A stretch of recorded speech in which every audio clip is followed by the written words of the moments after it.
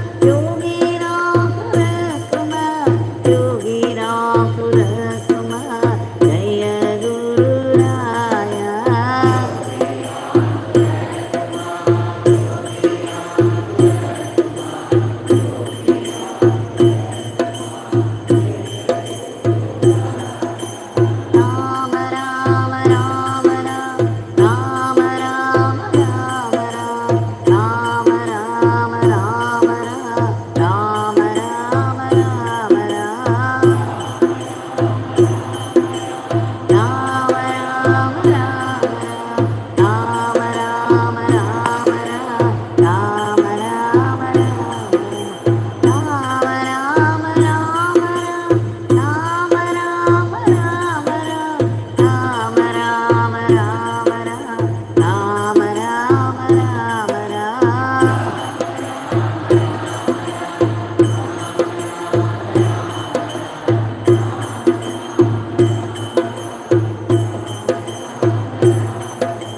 Yogi Ram Surat Kumar, Yogi Ram Surat Kumar, Yogi Ram Surat Kumar, Jaya Guru Raya.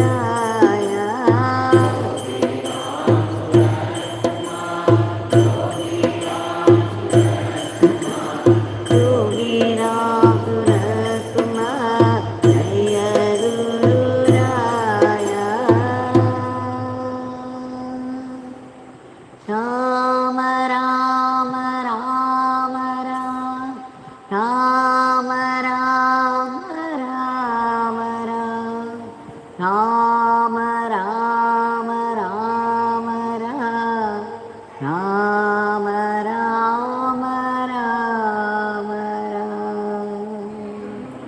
Bhagwan Shri Yogi Ramsuratkumar ki jai.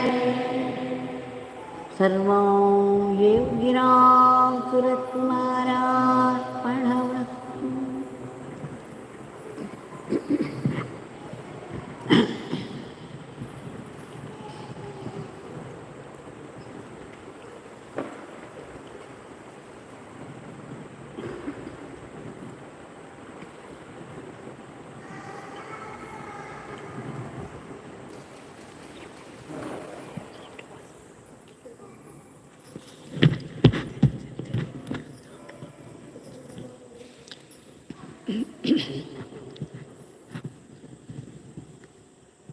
In the evening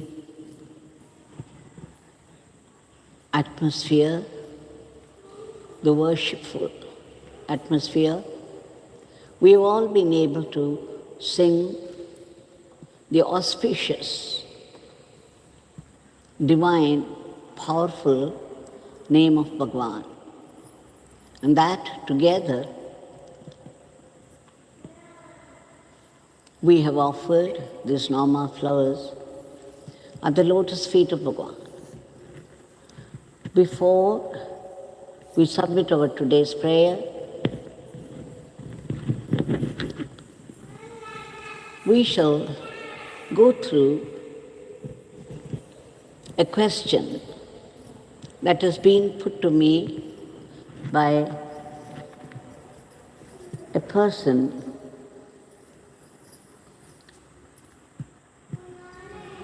he was asking,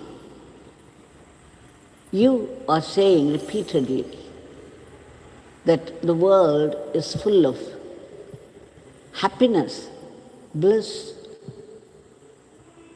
whereas here there are people like me who are very frustrated, very vexed with life, the way it is. And there is so much misery around. How can anybody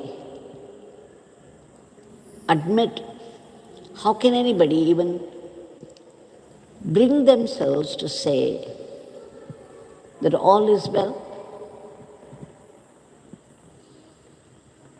I would like to debate with God.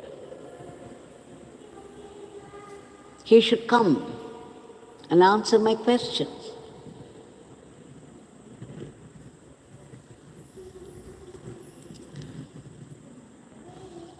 The question is justified in the sense, the way the world is full of misery,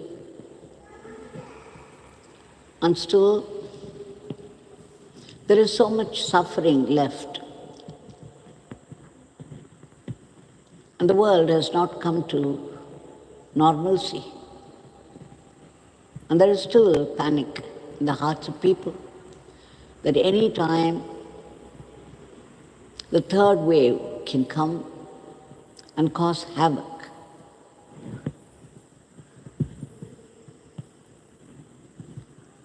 Now, how do we reconcile the two statements? The one who said that there is only God everywhere, there is only blessing, everything happens only by God's grace, everything happens only by God's will, and whatever happens is perfect. The questioner is asking, how can you say whatever happens is perfect? Now that's because we have a definite definition for perfection. Now let's think this way. You start climbing up the Arunachala mountain. You go to the peak and look from there, the township, the place that is called Tiruvannamalai. you would begin to see how they all look alike. Very difficult to make out the differences down there. But as soon as you get down the mountain to the foothills, you begin to observe that one tree is tall, the other tree is short, one man is dark, the other one is fair, and there is a child. There are differences and differences and differences. Those differences dissolve when you go up to the peak and look from there. It's a question of perception.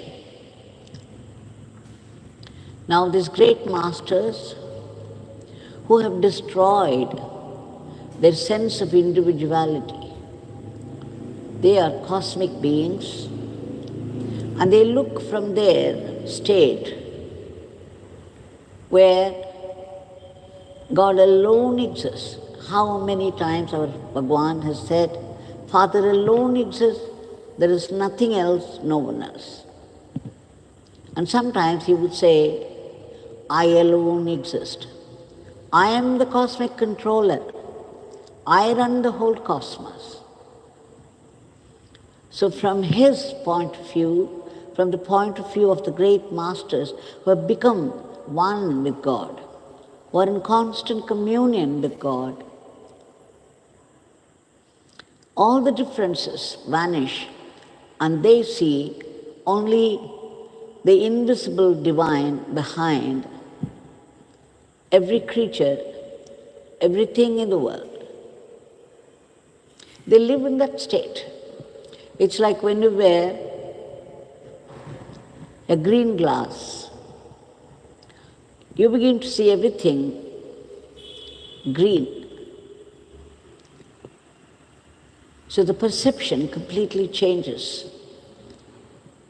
There are truths and truths. They're called relative truths. And there is one truth, the ultimate truth, the only truth, according to the great Jnanis, and that is the ultimate state, that is the absolute truth. So the absolute truth is ever the same, that is only one, but the relative truths are relative and can differ from person to person, from world to world. So here, how can you tell a 5th class student, how can you explain a 5th class student the lessons that you learned only in the 12th standard? How can you explain to a 12th class student the lessons that you learned in your master's classes? So you see, it depends upon the maturity. It depends upon your capacity to understand, and that differs from person to person. So at our level, where the ego is playing its role from moment to moment to moment, I have a very strong sense of individuality. I am so and so. I'm a woman, I'm a man. Now at this point, there is misery, nothing seems to be perfect, chaos, disharmony. And so, unhappiness. That's because I'm a limited being, at least I think so. It is in my state of ignorance, I think I'm a very limited individual, and in my perception, there is no perfection. But as we evolve spiritually, as our heart becomes more and more pure, as we go through transformation, we will slowly begin to see the background, the substratum behind all these relative truths. You will begin to see the one divinity taking all the forms that exist, all life that exists. And so, it's only when we reach that level we would understand the statement of Bhagavan. At their level, there is no such thing as evil at all. Because everything is played by God. Everything happens by the will of God. And whatever happens is perfect, and whatever happens is a blessing. So you see, everything will depend upon our state of perception. If you take a line, and if the line happens to see itself in a mirror, it would think the line that appears in the mirror is another line. It would not know that it is its own reflection.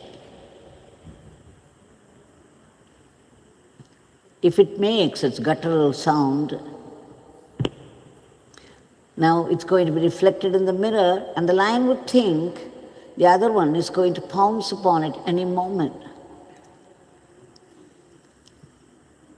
And so, this line would pounce upon the mirror, thinking there is another line there. A dog, you take any animal, the level of perception for an animal is different. Now, when you stand before the mirror, it's your own reflection, and you know it. So when you look at yourself in the mirror, you have no quarrel with it, because you know it is you. Now a Jnani, when he stands before this mirror, no matter how many people appear in this, he would see only himself. His state of perception is completely different, because he sees himself in every form. So even though different forms appear in the mirror, because different people are standing there, he would see only the divine in all these forms. Why? He is existing at that level. It's his living experience. At our level, it's always a struggle. They say that initially, in the Puranic times, the Devas were there on the one side, and the Rakshas, the Asuras, the wicked people. They were always planning wicked things. They had only evil thoughts, and they were after power. And they found their happiness only in the suffering of others. The Devas had some special powers. They are evolved souls, but not to perfection. They also have their desires, anger. They may not have hunger or aging, but still they have desires. But they have only blessings to give. And there would be constant war between the two, seeking power. The Devas also, they also want power. They have desires. But then, when you come down to Dwapara Yuga, you see in the same family, the cousins, among the cousins, there is war. On the one side, Pandavas, the other side, the Kauravas. The Pandavas' number is only 5. The Kauravas 100. Always when you look at this, the evil, it seems to be more powerful. Just as Maya is more powerful. Sometimes, many times, a situation creates itself and then we feel that Maya is more powerful than God. How many of us, how many times have felt it? So here, in Dwapara Yuga, previously there were two different groups altogether, not related to each other. But then, in Dwapara Yuga, the same family. Now in Kali Yuga, in the same mind, we have evil thoughts, we have good thoughts, and all thoughts occur in the same mind. Each day, for each one, there is a struggle. In some situation or the other, there will be a struggle between both the natures. There are temptations. And so, the greed for power, the greed for money, the greed for name would multiply, would create evil thoughts, and they are more in number. Everybody knows how there is a struggle in their mind. Not a single one is an exception. So you see, as long as these differences exist, as long as we have the ego, a very active ego at that, we will definitely see the differences, and there will be misery. There will be agony and ecstasy. There will be victory and failure. There will be pairs of opposites. So at our level, where the ego is functioning all the time, he is right, one feels frustrated, one feels miserable, and one cannot see perfection at all. But then, as we progress spiritually, it takes a lot of hard work. Even in this world, if you want to achieve something, you must have determination, you must have perseverance, and you must do hard work. Without hard work, determination, perseverance, how can you achieve anything at all? Even in this world. Even when you go to a bank to take some money, you know what it is. You have to wait in a queue, depend upon so many people. Everything has a price. So the only answer is we have to evolve. We have to go from 5th standard to 6th, 6th to 7th, and to the school final, and then to the college level, and then to the master's level, and then the PhD. No matter how many times I tell you that sugar is sweet, how will you know unless you eat it?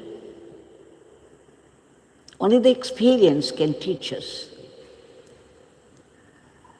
So here we understand that it's because of the ego so many differences appear to us, and we are unable to believe what the great masters say. Now, Bhagavan used to say, there is only darkness inside. When you close your eyes and sit for meditation, initially, there will be only darkness. Why? Because our mind is filled with all these negativities, fear, anger, grief, jealousy, desire after desire after desire for one thing or the other. So there is darkness. Or Bhagavan says, you light the lamp of Nama on your tongue and keep it burning, the Nama Deepa. And then it will throw light inside. And the darkness will slowly vanish. So this is our Bhagavan's solution. If we want all the differences to go, if we want to see only perfection, if we want to be happy all the time, didn't Bhagavan say, if you want to be happy in life, you have to make God happy. To make God happy is to chant His name. So our Bhagavan, Yogi Ramsuratkumar says, light the Nama Deepa on your tongue so that your inside is well lighted. When you enter a dark room, no matter how many things are there, you wouldn't be able to make out what things are there. But the minute you switch on the light, you know instantly what is what and where is it. Like this, if there is inner light, if we get purity, if we get transformed, purified, there will be light inside, and in the light of the divine, we would be able to see how these differences dissolve, leaving only God behind. So the first thing that has been given to us by Bhagavan is to light the Nama Deepa on our tongue. And then Bhagavan says, it is people in the state of nirvana, the ultimate ananda, where there is only perfection, where there is only ananda, which is called the state of nirvana. It's a state of bliss. It's a state of fullness. Now, until you come to this state of nirvana, there will be differences, there will be misery and happiness, victory and failure. So what should you do? If you cannot attain nirvana yourself, you have to serve the people who have attained nirvana, who live in the state of bliss all the time. You do seva to them. Not everybody gets a chance to stay near the Guru and serve. So what do? Wherever we live, whether we are grihasthas, householders, or sannyasin, it doesn't matter, whatever work falls into our hand, let us do it as an offering to our Guru, as an offering to God. Then it becomes Guru Seva, Deva Seva, and Daivik Seva. So this would start purifying us. So chanting the name and doing the work for the sake of the Guru or God would definitely purify us, would take us to the state of nirvana. Bhagavan says, if you start doing everything as a seva to your Guru, the Guru will take you there in no time. You just have to do the seva and keep chanting the name. The Guru will do the rest. Everything will be done by the Guru for you, and he would take you easily to that state of nirvana. Then you will see how everything is perfect, how it is God's plan, and how the plan is working perfectly. And in what sense they say it is all perfection. So let's remember our Bhagavan's advice. First, let us purify ourselves to the extent possible in the circumstances by chanting the name and going about our daily life as an offering to our Guru or God.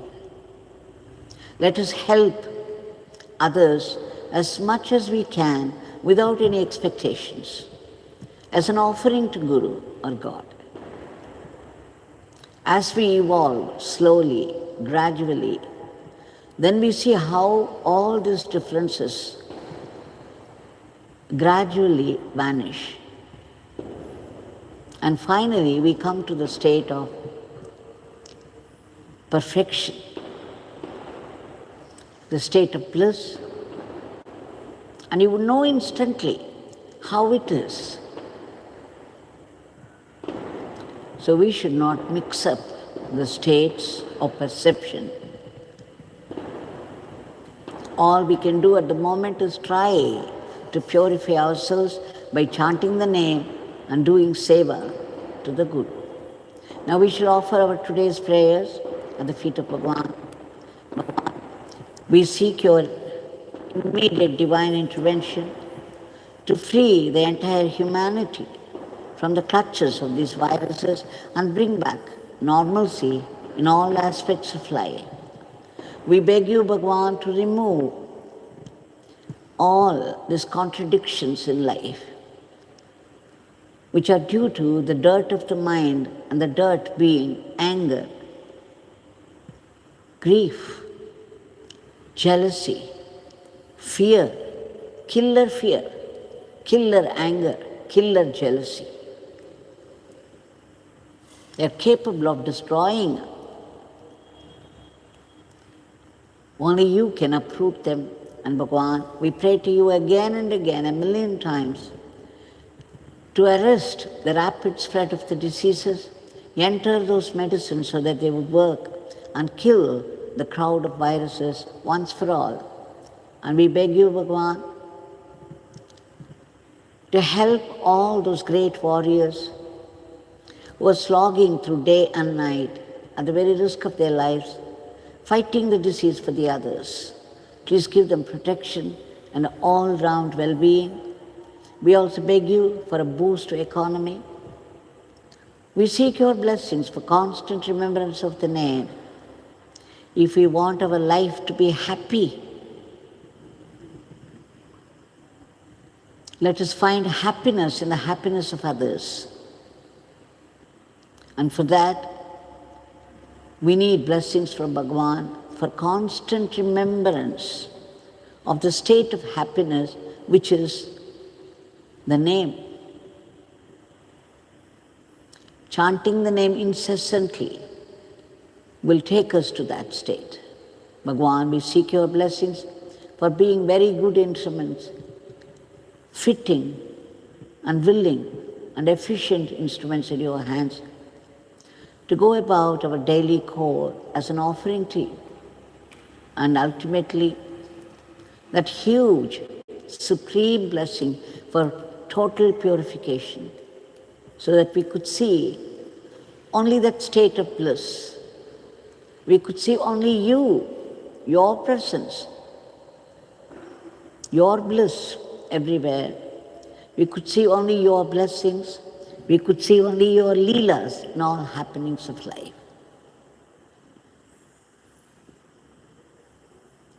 Jai Yogi Ramsuratkumar.